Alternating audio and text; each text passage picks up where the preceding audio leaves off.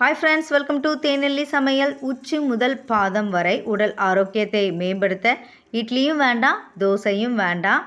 மூட்டு வலி, முதுகு வலி பிரச்சனை இருக்கவங்க, யூரினரி இன்ஃபெக்ஷன் இருக்கவங்களுக்கு இது ரொம்ப யூஸ்ஃபுல்லாக இருக்கும். சிம்பிளாக நல்ல ஒரு ஹெல்த்தியான பிரேக்ஃபாஸ்ட் ரெசிபி எப்படி செய்யுதுன்னு பார்க்கலாம். வாங்க வீடியோக்குள்ளே போகலாம்.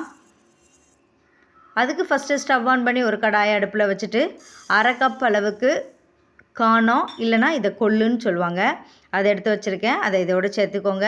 இது கூடவே ஒரே ஒரு டேபிள் ஸ்பூன் அளவுக்கு மாப்பிள்ளை சம்பா அரிசி எடுத்து வச்சுருக்கேன். ஏதாவது ஒரு அரிசி சேர்த்துக்கோங்க, பச்சரிசி அப்படி இல்லைனா இட்லி அரிசி கூட சேர்த்து செய்யலாம். இதை அப்படியே லைட்டாக வறுத்துக்கோங்க. இதில் உள்ள பச்சை ஸ்மெல்லாம் போய் நல்ல ஒரு வாசனை வரும், அது வரைக்கும் பொறுமையாக வறுத்துக்கோங்க. வறுத்து செய்கிறதுனால பச்சை ஸ்மெல் இருக்காது, சீக்கிரமாக வெந்து வந்துடும், டேஸ்ட்டும் நல்லாயிருக்கும். அதனால தான் வறுத்துக்கிறோம். நல்லா இந்தளவுக்கு வறுபட்டு வந்ததுக்கப்புறமா இதை அப்படியே எடுத்து மாற்றி நல்லா ஆற வச்சிடலாம். நல்லா ஆறுனதுக்கப்புறமா இதை அப்படியே நம்ம மிக்ஸி ஜாரில் சேர்த்துட்டு ஒன்றும் பாதியுமாக அரைச்சி எடுத்துக்கலாம். நல்ல பவுடரெல்லாம் அரைக்கக்கூடாது, நல்லா இந்த பக்குவத்தில் இருக்க மாதிரி பார்த்து அரைச்சி எடுத்துக்கோங்க. இது அப்படியே இருக்கட்டும். இப்போ ஸ்டவ்வில் ஒரு குக்கர் வச்சுக்கோங்க. அதில் தேவையான அளவு எண்ணெய் ஊற்றிக்கலாம். எண்ணெய் நல்லா காஞ்சதுக்கப்புறமா கொஞ்சம் கடுகு நல்லா பொரிஞ்சு வந்ததுக்கப்புறமா இது கூடவே கொஞ்சமாக பெருஞ்சீரகம், சோம்பு எடுத்து வச்சுருக்கேன், அதையும் இதோட சேர்த்துக்கலாம். இது கூடவே நல்லா ஒரு குத்து அளவுக்கு சின்ன வெங்காயம் எடுத்து குட்டி குட்டியாக கட் பண்ணி வச்சுருக்கேன், அதையும் இதோட சேர்த்துக்கலாம். வெங்காயம் கொஞ்சம் கலர் மாதிரி வரணும், அது வரைக்கும் நல்லா வதக்கி எடுத்துக்கோங்க. நல்லா இது போல் வந்ததுக்கப்புறமா இதோட ஒரே ஒரு பெரிய சைஸ் தக்காளி எடுத்து கட் பண்ணி வச்சுருக்கேன், அதையும் இதோடு சேர்த்துக்கலாம். கூடவே உங்களுக்கு விருப்பமான எந்த காய்கறிகளைனாலும் இதோடு சேர்த்து செய்யலாம். பீன்ஸு, கொஞ்சமாக முட்டைக்கோஸ், இது கூடவே கொஞ்சம் கேரட், இந்த காய்கறிகளை சேர்த்துருக்கேன். நீங்கள் இது கூடவே கொஞ்சம் பச்சை பட்டாணி, கொஞ்சம் காலிஃப்ளவர், இந்த மாதிரி வித்தியாசமாக உருளைக்கிழங்கும் சேர்த்து செய்யலாம். இப்போ இதுக்கு தேவையான அளவு உப்பு சேர்த்து நல்லா கலந்து விட்டுக்கோங்க. காய் நல்லா வெந்து வரணும்னு அவசியம் இல்லை. தக்காளியில் உள்ள ஈரப்பதம்லாம் போய் தக்காளி நல்லா மசிஞ்சு வந்தாலே போதும், அது வரைக்கும் மட்டும் நல்லா வதக்கி எடுத்துக்கோங்க. கார்போஹைட்ரேட் நிறைய எடுத்துக்கிடக்கூடாது, புரோட்டீன் ஃபைபர் அதிகமாக வேணும்னு நினைக்கவங்க நிறைய காய்கறிகளை சேர்த்துக்கோங்க. காய் கொஞ்சம் வெந்து வந்ததுக்கப்புறமா இதோட நம்ம உடச்சி வச்சுருக்க காணத்தை இதோடு சேர்த்து லைட்டாக கலந்துக்கோங்க. ஃபஸ்ட்டே காணம் சேர்த்து கலந்து விடும்போது கட்டிகள் எதுவுமே இருக்காது. இப்போ எந்த கப்பு இல்லைனா டம்ளரில் காணம் எடுத்தீங்களோ அதே கப்பில் 4 கப் அளவுக்கு தண்ணி வச்சுக்கோங்க. நான் 1/2 கப் அளவுக்கு காணம் எடுத்தேன், அதுக்கு 4 கப் அளவு தண்ணி கரெக்டான பதத்தில் இருக்கும். கலந்து விட்டுக்கோங்க. உப்பு இந்த ஸ்டேஜில் செக் பண்ணிவிட்டு தேவைப்பட்டால் இன்னும் கூட ஆட் பண்ணிக்கோங்க. இதில் எந்த மசாலாவும் சேர்க்க தேவையில்லை, சாம்பார் பொடி, குழம்புத்தூள் எதுவுமே சேர்க்க வேண்டாம். லைட்டாக கலந்து மட்டும் விட்டுட்டு குக்கரில் மூடி போட்டு மூடி ஒரு 10 விசில், மீடியம் ஃப்ளேமில் 10 விசில் வச்சு எடுத்துக்கோங்க. நல்ல குலைவாக வெந்து வரணும், அப்போ தான் டேஸ்ட்டு நல்லாயிருக்கும். நல்லா இந்த அளவுக்கு விசில் வந்ததுக்கப்புறமா இதை அப்படியே எடுத்து ஆற வச்சிடலாம். இப்போ ஒரு கடாயில் 1/2 கப் அளவுக்கு எள்ளு, கையளவுக்கு நல்ல ஒரு 2 குத்தளவு எள் எடுத்துக்கோங்க.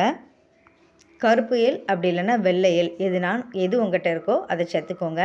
காரத்துக்கு இது கூடவே 3 காஞ்ச மிளகாய், ஒரு 5-6 பல்லு போல் பூண்டு சேர்த்து நல்லா வறுத்து எடுத்துக்கோங்க. எள்ளில் உள்ள பச்சை ஸ்மெல் போய் நல்ல ஒரு வாசனை வரும், அது வரைக்கும் வறுத்துக்கோங்க. லைட்டாக பொரிஞ்சு வரும், மீடியம் ஃப்ளேமில் பொறுமையாக வறுத்து எடுத்துக்கோங்க. எந்த அளவுக்கு வறுக்கமோ அந்த அளவுக்கு டேஸ்ட் இருக்கும். எள்ளில் அதிகமான கால்சியம் இருக்குது, அதனால் டெய்லி உணவில் சேர்த்துக்கலாம். நல்ல இந்த அளவுக்கு கலர் மாதிரி வந்ததுக்கப்புறமா இதை அப்படியே எடுத்து வேறு ஒரு பாத்திரத்துக்கு மாற்றிட்டு நல்லா ஆற வச்சுருங்க. இப்போ ஆறி வந்ததுக்கப்புறமா காஞ்ச மிளகாய் சேர்த்துக்கோங்க. நம்ம வறுத்து வச்சுருக்க எள்ளையும் மிக்ஸி ஜாரில் சேர்த்துட்டு இப்போ இது கூடவே சின்னதாக ஒரு புளிப்பு சுவைக்காக ஒரு சின்ன துண்டு புளி மட்டும் சேர்த்துக்கோங்க. கூடவே கொஞ்சம் தேங்காய், தேவையான அளவு உப்பு சேர்த்து கொரகொரப்பாக இல்லை, நல்ல ஒரு பேஸ்ட்டு பதத்துக்கு கொஞ்சம் கொஞ்சமாக தண்ணி ஊற்றி அரைச்சி எடுத்துக்கோங்க. நல்ல இந்த பக்குவத்தில் இருக்கணும், ரொம்ப தண்ணியாக இருக்கக்கூடாது. இது இட்லி, தோசை, எல்லா வெரைட்டி ரைஸோட ரசம் சாதத்தோடு சாப்பிட்றதுக்கு நல்ல டேஸ்ட்டாக இருக்கும். கம்பு கஞ்சி, கேழ்வரகு கஞ்சோடு சாப்பிட்றதுக்குமே நல்ல டேஸ்ட்டாக இருக்கும். ட்ரை பண்ணி பாருங்கள். இப்போ குக்கரில் ப்ரெஷர்லாம் போனதுக்கு அப்புறமா நம்ம ஓப்பன் பண்ணிக்கலாம். நல்ல இந்த அளவுக்கு காய்கறியெல்லாம் வெந்து நல்லா மசிச்சு வந்திருக்கணும். நம்ம ஊற வைக்கல, அதனால் வறுத்துட்டு உடனே சேர்த்ததுனால ஒரு 10 விசில் வச்சு எடுத்திங்கன்னா நல்லா இந்த அளவுக்கு வெந்து வந்துடும். இதை அப்படியே நல்லா மசிச்சு விட்டு எடுத்து வச்சுக்கலாம். இல்லை மிக்சியில் போட்டு கூட அடிச்சுட்டு உங்களுக்கு கடித்து சாப்பிட்ற பதத்துக்கு வேண்டான்னா மிக்சியில் போட்டு நல்லா அடிச்சுக்கோங்க. இப்போ ஒரு மிக்சி ஜாரில் கொஞ்சமாக இஞ்சி, பூண்டு, மிளகு, சீரகம், காரத்துக்கு தகுந்த மாதிரி பச்சை மிளகாய், இல்லைன்னா பச்சை மிளகாவை கூட ஸ்கிப் பண்ணிடுங்க. இந்த மாதிரி ஒன்றும் பாதியமாக தண்ணி எதுவுமே சேர்க்காமல் தட்டி எடுத்து வச்சு இதோடு சேர்த்துக்கலாம். வேறு எந்த மசாலாவும் சேர்க்க தேவையில்லை, இது மட்டும் சேர்த்தாலே போதும். உங்கள் காரத்துக்கு தகுந்த மாதிரி கூட்டி குறைச்சி சேர்த்துக்கோங்க. ஏன்னா மிளகாவும் சேர்த்துருக்கோம், மிளகும் சேர்த்துருக்கோம். நல்லா கலந்து விட்டுட்டு ஸ்டவ் ஆன் பண்ணி அடுப்பில் வச்சுட்டு இது லைட்டாக அதில் உள்ள பச்சை ஸ்மெல் போகிற வரைக்கும் நல்லா கொதிக்க வச்சு எடுத்துக்கலாம். காணம் உடம்புக்கு ரொம்ப நல்லது. இதில் கால்சியம் அதிகமாக இருக்கிறதுனால மூட்டு வலி, முதுகு வலி பிரச்சனை இருக்கவங்க வாரத்தில் ஒரு நாள் காணத்தை துவையலாவோ இல்லை கஞ்சியாவோ செஞ்சு சாப்பிடும்போது டேஸ்ட்டு நல்லாயிருக்கும். நல்லா இது போல் கொதித்து வந்ததுக்கப்புறமா கொஞ்சம் மஞ்சள் தூள், தாராளமாக மல்லி இலை சேர்த்து நல்லா கலந்து விட்டுட்டு நம்ம பரிமாற ஆரம்பிச்சிடலாம். எப்போவும் ஒரே மாதிரி இட்லி, தோசைன்னு சாப்பிடாம கொஞ்சம் வித்தியாசமாக ஹெல்த்தியாக, முக்கியமாக டயட்டில் இருக்கவங்க, வெயிட் லாஸ் பண்ணணும்னு நினைக்கிறவங்களுக்கு இது ரொம்ப யூஸ்ஃபுல்லாக இருக்கும். யூரினரி இன்ஃபெக்ஷன் இருக்கவங்களுக்கு இந்த காணம் ரொம்பவே ஹெல்ப்ஃபுல்லாக இருக்கும்.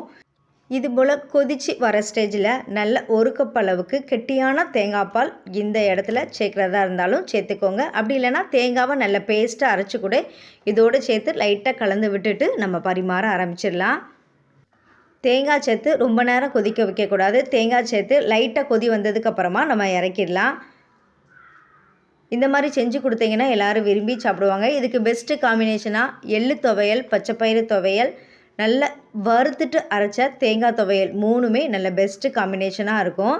இந்த இடத்துல நல்ல உங்களுக்கு தாராளமாக தயிர் ஊற்றி நிறைய சின்ன வெங்காயம் போட்டும் இதை மத்தியானம் லஞ்சுக்கு கூட செஞ்சு சாப்பிட்லாம். நீங்களும் இதே மாதிரி ட்ரை பண்ணி பாருங்கள்.